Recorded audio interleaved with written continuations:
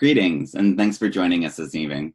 My name is Nick McCarthy. I'm the Director of Programming at NewFest, New York's LGBTQ film and media organization. You may know us best for our annual New York LGBTQ Film Festival, which is celebrating its 32nd edition this October. Submissions for our annual festival are still open through July 27th. So if you're just putting the finishing touches on your LGBTQ film right now, we cannot wait to see it. So please submit before July 27th. We cannot wait to hear your voice and see your story. This evening, we're celebrating We Are the Radical Monarchs for a virtual edition of our ongoing series, NewFest at the Center Presents. And we'll be in conversation with the filmmaker and the subjects of this marvelous documentary tonight. Before we begin, I'd love to thank our community partners on this event for spreading the word and also for the work that they do to empower and shine a light on too often marginalized communities. That includes The Future of Film is Female, the School of Visual Arts' Social Documentary MFA program, the New York City Department of Education and their allocated LGBTQ programs led by Eric Vaughn, as well as the LGBT Community Center in New York City, who is our official partner on this screening and talkback series we've now made virtual. And also, I'm sure you love the film, as we very much do as well. And if you'd like to recommend We Are the Radical Monarchs to everyone you know, which you should, or if you just want to watch it again yourself, which I also encourage fully, We Are the Radical Monarchs is going to be having its broadcast premiere on PBS and POV on Monday, July 20th at 9 p.m. Eastern Time. So definitely recommend this film to everyone and check out the film on POV and PBS. Tonight's conversation will feature director Linda Goldstein Knowlton and Subjects and Badass Radical Monarchs co-founders Anayvette Martinez and Marilyn Hollinquest. The conversation tonight will be moderated by independent film curator and NewFest screening committee member Shay Filmore. Before we bring Shay out to introduce the panel, let's take another look at this essential and life-affirming documentary. So raise your hand if you ever felt left out at school.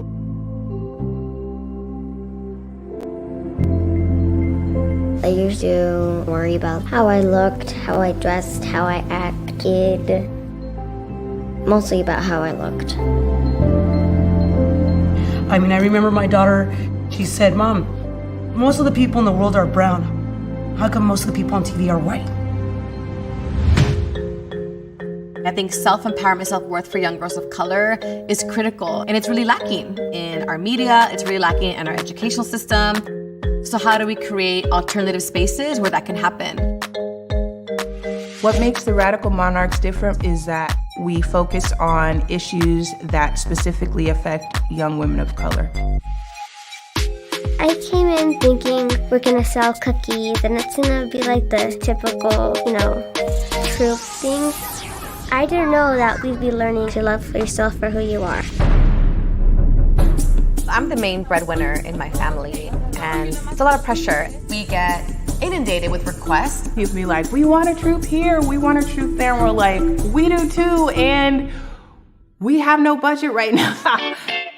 We've been running our own troop, building an organization, and working our full-time jobs. It's so hard to keep saying, "No, we're sorry, we're not ready yet, we're sorry, we're not ready yet," but it's real. If we are really going to be about evolving this society, then we need to teach social justice now like we teach STEM subjects.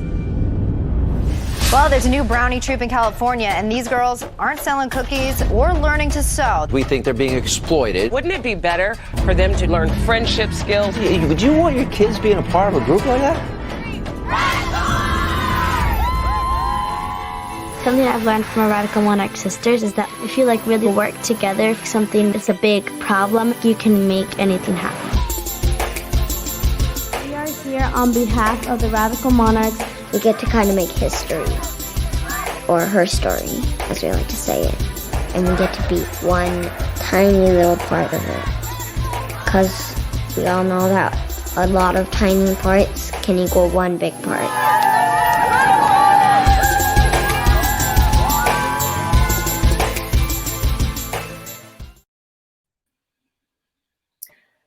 Hello, everyone. My name is Shay Filmore. I'll be moderating this conversation for We Are the Radical Monarchs. I am here with director of the film, Linda Goldstein Knowlton, and and like Nick said, badass co-founders of the Radical Monarchs, Marilyn Hollinquest, and Anayvette Martinez. I saw the film last year at AFI Docs. I knew I was like, oh, I want to see something a bit, cute and lighthearted, and then left kind of bawling and very like raw and open in a lot of ways that I wasn't expecting. So thank you all for really for making this film, for dedicating your time and energy to putting this out there. And yeah, so Linda, how did you get involved in the project? Did Anayvette and Marilyn, did you want someone to document the film, or to document the process of kind of developing your first two troops? Or was it something where, like, Linda, you had heard about it and you're like, hey, do you want somebody to document this? How did this sort of come together? I'll start. Sorry, I have a throat lozenge in my mouth. Hold on. No, everyone, that's disgusting. But anyway, it's real. I read an article in the Guardian online when when the Radical Monarchs first got all of their attention after marching in the Black Lives Matter march in Oakland, and I just thought this was a genius, brilliant idea. And I saw a picture of Anayvette and Marilyn. They were so badass and gorgeous and just so forthright in just the best possible way. And I just thought, who are these women? I need to get to know them. And the big question for me was, they started this group ostensibly for Lupita, for Anayvette's daughter, and 9 of her friends. And they got all this attention, and they got requests from over 200 cities across the country for new troops. So they were being asked, they basically were tapped on the shoulder and said, no, we want you to start a movement. And so I thought my pitch to them was, can I follow you for a year? Because I just thought, how does a movement start? Who are the people? Usually people who start movements aren't necessarily sure that they're starting a movement. And they knew that this was an important idea that was incredibly needed. So in a certain way, it wasn't surprising, but I think the explosion of interest was maybe a little bit more than expected. So I really thought it was going to be a year in the life, and there was too much going on, and they very generously let me come back for 3.5 years. Wow. So when Linda pitched herself to you, what were your initial thoughts? Because I'm sure you were getting all of this sort of attention and kind of really had to come together and figure out what the path was. What made you decide okay, yes, this is the person to do it. Fuck it, let's do it. I think, we were just really green in the beginning. And so Linda had to ping us several times to be like, hey, I really want to meet. I'm serious, da-da-da. So we're like, okay, let's meet. And when Anayvette and I discussed it, from my end, I was like, how often, do women and girls of color get centered in documentaries? So, that's a plus there. And then also, this would be a great historical document for us to show to future troops, future troop leaders, and just to have, all the work, the blood and the sweat and the tears documented. And when I watched the documentary, I'm like, oh yeah, that did happen. There was just so many things going on that I literally, forgot several of them because there's just so many things going on. And so to be able to look back at that and really feel it again and be like, okay, we really did, build something and are building something. It's just amazing. So yeah, that was my thinking. Mm-hmm.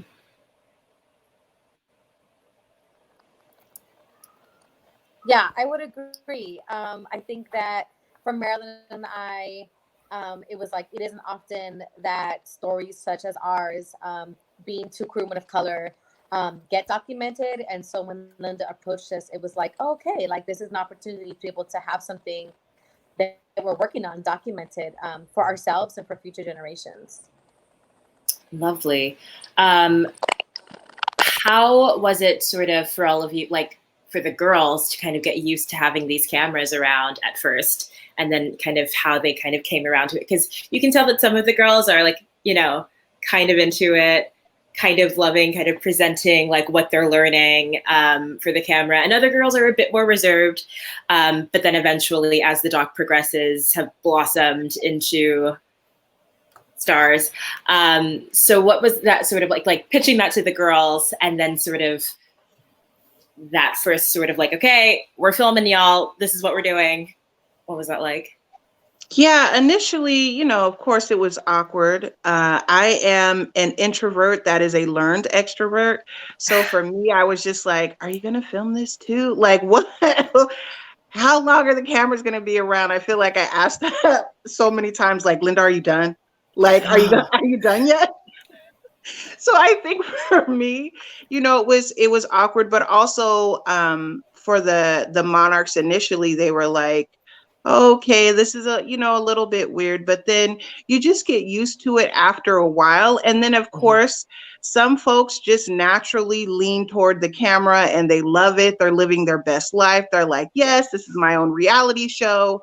And also their generation, they're like the social media generation. They were born into, you know, Instagram and Snapchat. And so they got used to it really quickly, and then began to ask, like, if the cameras weren't there, they're like, oh, the crew's not coming. They're not going to film this part, you know, or they'd be like, are we going to be famous? How many followers do we have on our IG? So they, you know, ended up being all about it as the film progressed, as the documentary progressed, the filming.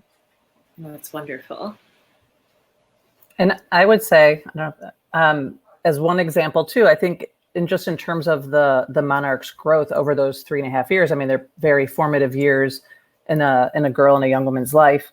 And so for the people that maybe weren't reality show ready, you know, just some people, again, were either shy or introverts like Marilyn. And, you know, I would say the biggest example of growth was Navia, who, and I don't think it was a function of the cameras. I think it was just a function of her own self and being given this safe space to grow and blossom and encouraged. And so for the 3.5 years, I mean, she would never look me in the eye when I was interviewing her or talking with her. And then the last interview we did in Sacramento, after their girls were getting ready to leave, and I asked everybody, you know, what was your experience, this and that. And Navia just looked up and she just looked me right in the eye and she said, I'm going to be governor of California. Right. And Anayvette was sitting right behind me, and I'm just like trying to like look at her. I'm like, tears, trying to be cool. You know, that was, so I think there's all different, they're pretty amazing scale of growth, you know, and being used to the camera. How did, oh, that's really, I got like chills a little bit. How did everything sort of change? Because obviously, like, I think a lot of us felt like after the election is sort of like a heavy sort of reality sorting to set in, and like all of the stuff that like y'all had been talking about in the group, like all of that is sort of in jeopardy. All of this matters. How did your approach to like teaching the girls sort of change after the election? And Linda, how did filming the documentary change? Because obviously everything just felt more dire and the stakes just felt higher, and the need to document it it's apparent in the film. The need to document it felt like extremely important.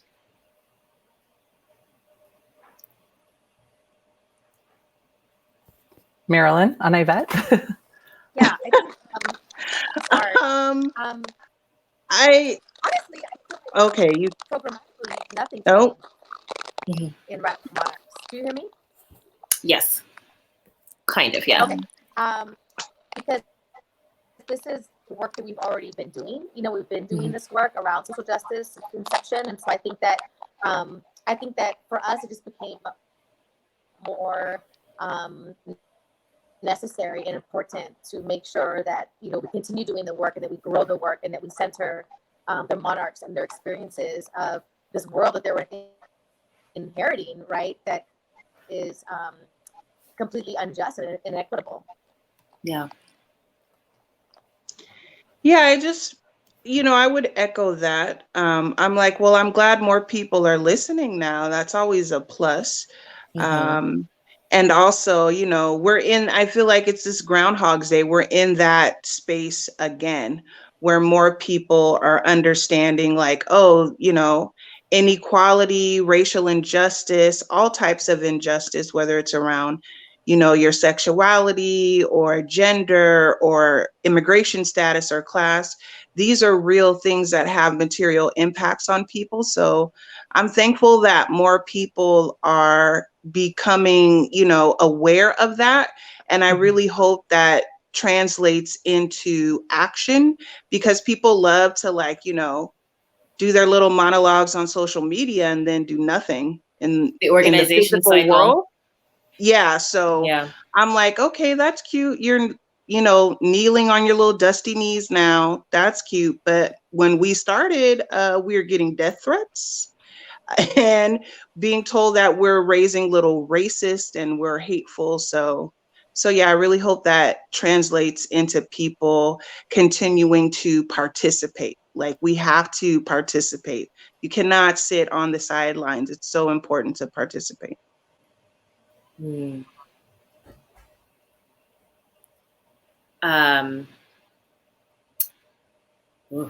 now we're kind of in a very unprecedented time. What was, after the film had ended, what was the status of the Radical Monarchs before COVID? Had you guys developed even more troops? Are we getting a sequel, like, or like an update or anything like that? What was going on pre-COVID?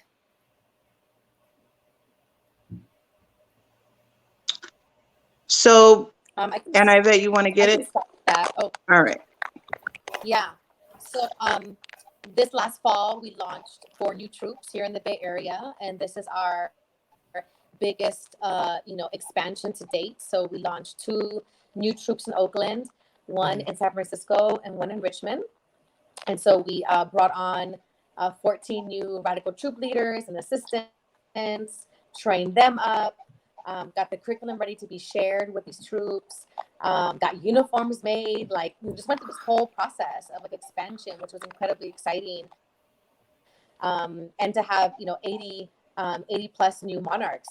And then our alumni began then to come back and to re-engage as like mentors, right, with the newer monarchs. And so work was very busy pre-COVID, and then now in the COVID or in the Rona, we continue to be very busy. So I believe it. Kind of never ending.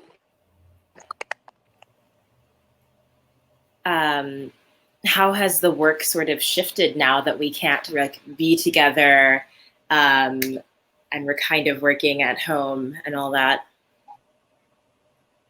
Yeah, so, you know, the programs team, which is Anayvette, and the program manager, Victoria, they definitely had to do a lot of shifting and, you know, had a lot of meetings on Zoom. And then I think there was a couple like social distance type of meetings, like a bike ride, that sort of thing, where people were all masked up and like socially distant. So there's been a lot of that, and just modifying the radical badges. So the troops were able to earn 2 radical badges, which is great, even though, you know, we're in the time of Rona and we have to do all these precautions, and, you know, only goddess knows when this thing is going to be over. I don't know. I wish I did know. But so there's been a lot of shifting program wise in that way.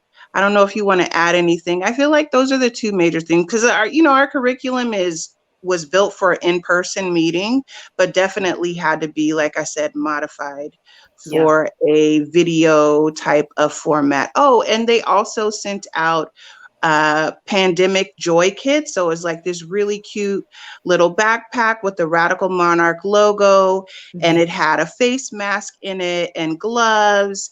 and comic books and a crystal from a locally Black-owned crystal shop here in Oakland. So yeah, that was some of the things, and those were like mailed out and then also picked up through like a contact list pickup that was done. So those are some of the major things in terms of the shift for programming.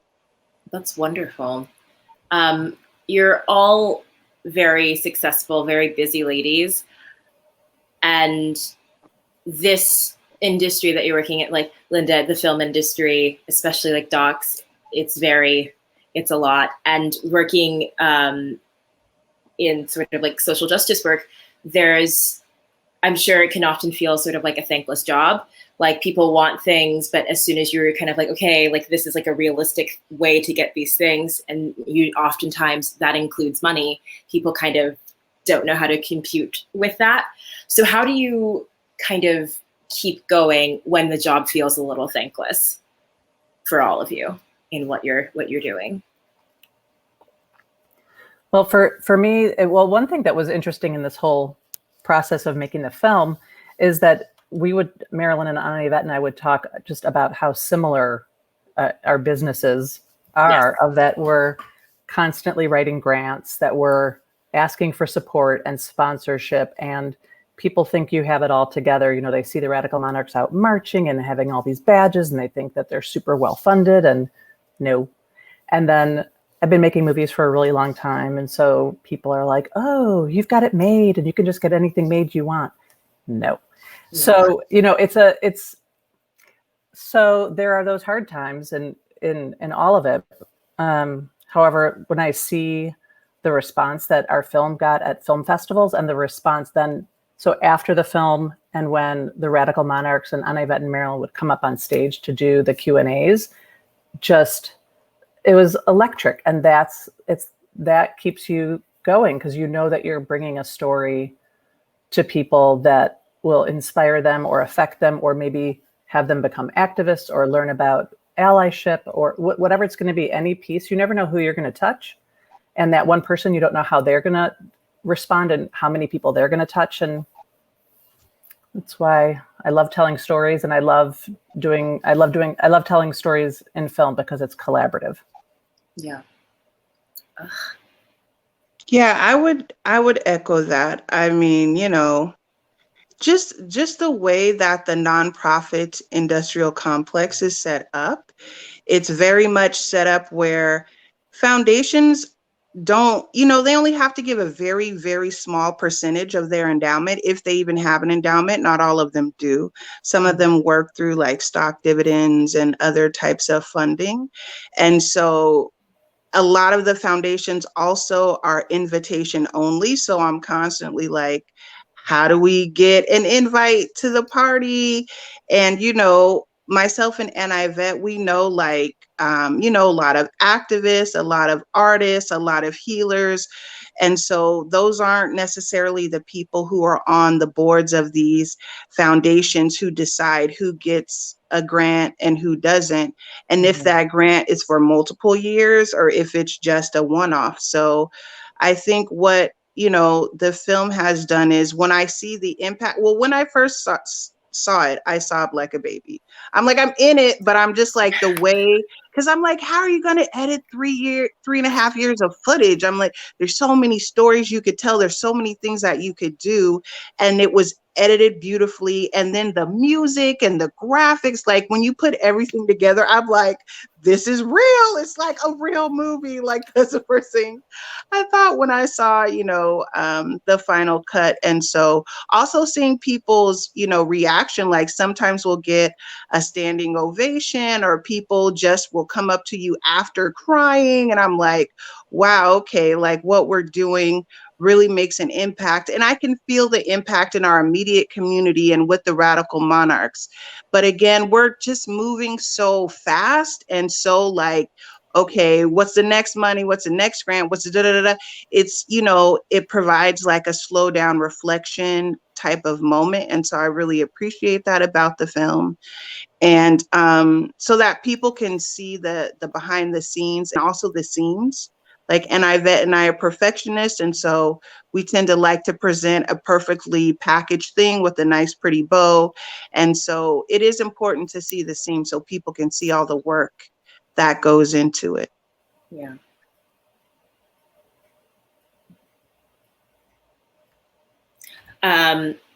So now we're in a place where everyone's got a lot of time on their hands. There's a lot going on, and everybody is feeling charged up to do something. We're seeing lots of graphics, lots of people, you know, having like people publicly match their donations, that sort of stuff, and as sort of energy. And I mean, like, people are still protesting across the country. How does it make you feel? And watching the film again, obviously the Black Lives Matter like unit hits really hard. It hits really hard because we really we're having that conversation again, but the conversation is sort of deepened. So how does it feel now to see people publicly sort of having conversations about abolishing the police and abolishing prisons, really taking, like, you know, calling out like capitalism as like the root of all of the bad things? How does that make you guys feel? Does that make you like feel inspired? Do you feel like we're moving in like a good direction?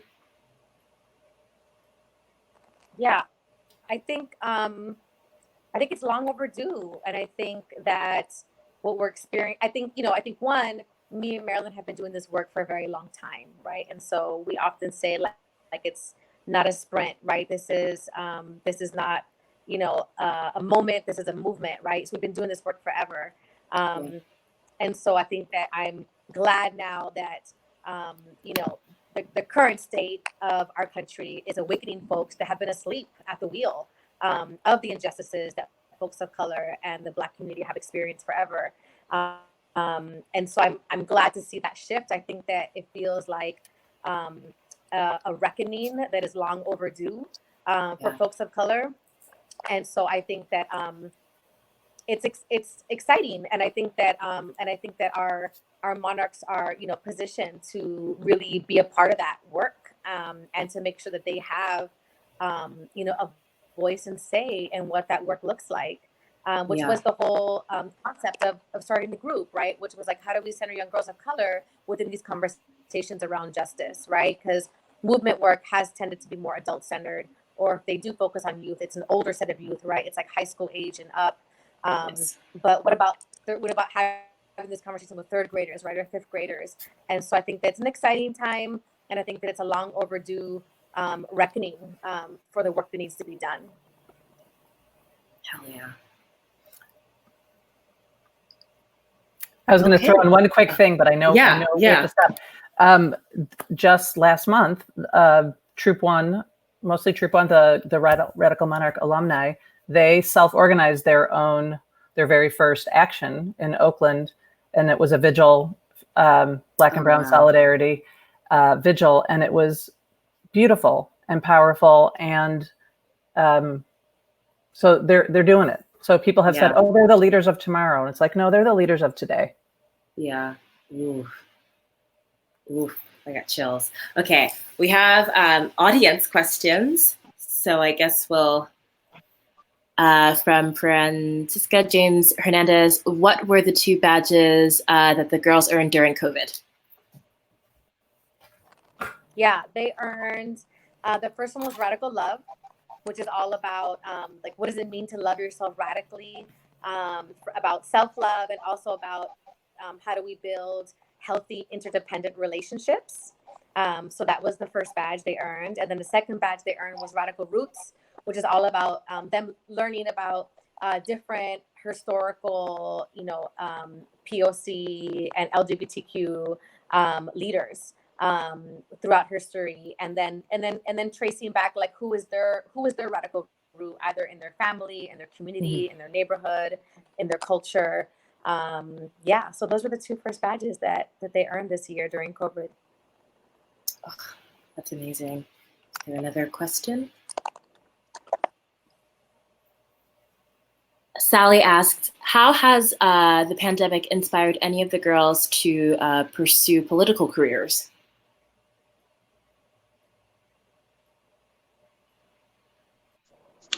I don't know if the pandemic so much inspired them, but definitely I feel like the radical advocacy badge, which you see in the film, really inspired them.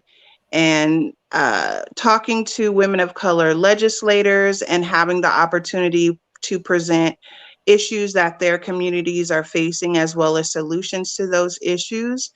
A lot of the radical monarchs, you know, after that, not all of them, but some of them are definitely like, okay, I want to run this place. Like, I want to be president. I want to be the governor, as was mentioned. And so I think that definitely impacted them. And in terms of the pandemic, I think what the pandemic is showing in general is just really all the inequalities that continue to exist, because I feel like we do this kind of window dressing, or some people call it lipstick on a pig kind of thing, where you're like, oh yes, things are different, and corporations are like, oh, okay, I stand with, you know, Black Lives Matter movement, we support the Black community. And then you look at the leadership of that organization and there's not any, you know, Black or brown people, there's no people of color in the leadership.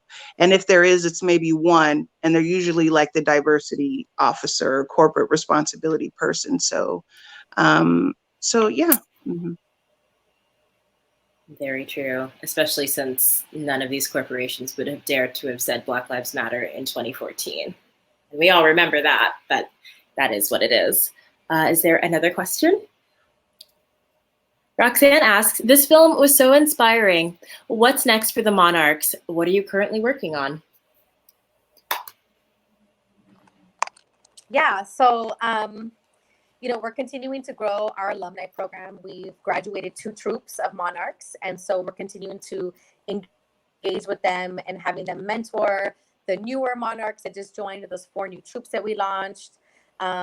And then we're also looking to expand. And so I think, you know, definitely our goal and our vision is to have Radical Monarch troops wherever they're needed and wanted. And so to do that work, though, we definitely need resources and investment to be able to grow. But we are looking at our next cohort of troops to be launched in Los Angeles. Hell yes. Hell yes. Oh my goodness. Is there another question? Oh, I don't think there is. That's okay. Oh, yes, amazing. Chris asks, what advice would you give parents who want to help empower their kids while stuck at home? It's a good question. So something I would recommend is just asking them what they've heard about current events. I think a lot of times people assume, you know, young people, children are in their own world and they're not aware of what the adults around them are talking about, and they're actually hyper aware and very observant.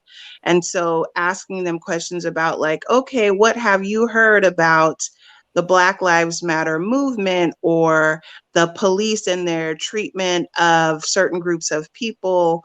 What have you heard about, you know, trans identity? Like just asking them what they have heard or what they know and starting the conversation there. And I think also, you know, YouTube has a wealth of videos on there about social justice topics.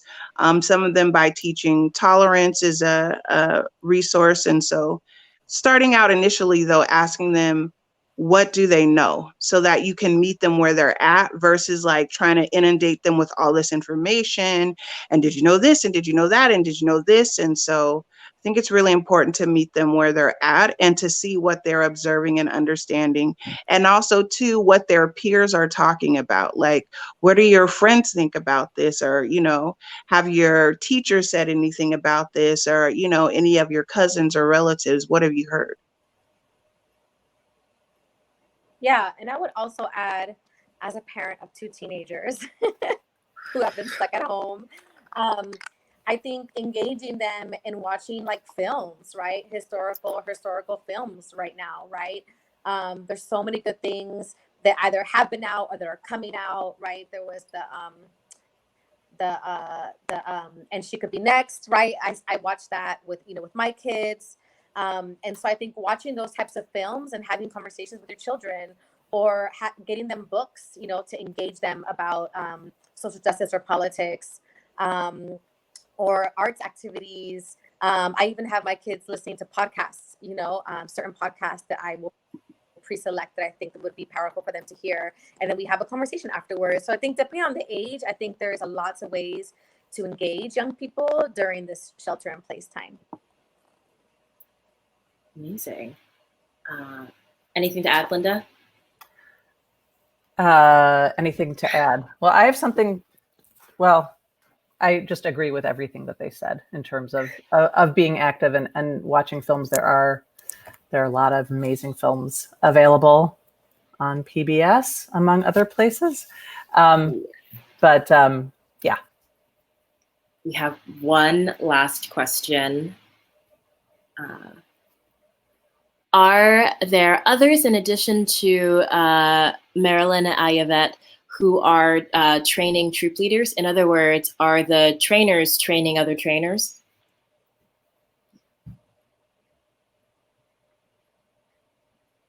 Yeah. So, so a year ago this month, we were able to hire our very first staff member besides Marilyn and I, which was incredibly exciting for a small organization. Yes. And so we hired Victoria Gomez, who is my right hand. She is our programs and communications manager. And so her and I both work together in training all the troop leaders and assistants that we have. So the 14 that we have, we meet with them quarterly. We call them learning communities, where we come together. We go over the next set of curriculum they're going to be teaching with the Monarchs, answer questions, help them troubleshoot, give them ideas, brainstorm different ideas for field trips and exploratory learning. And so the idea definitely is for them to be able to support each other in that way. And this model, which is the cohort model, is what we've been using in this last kind of expansion iteration. And it's been going really well so far. So, yeah. That's amazing. Hell yeah. Oh my gosh. I think that's our time. Can I say one thing before you wrap up, Shay? So first of all, I want to say thank you, Shay. It's been a wonderful conversation, and thank you to NewFest for having us. And I'm just going to do the plug because that's my job. Go to radicalmonarchs.org. Give them some of your money. And also, if you know people who are at foundations or who have excess or whatever it is, as you saw in the film and as we've been talking about, it's who you know and how we all support each other in a community. So if you know those folks, oh, awesome, there it is.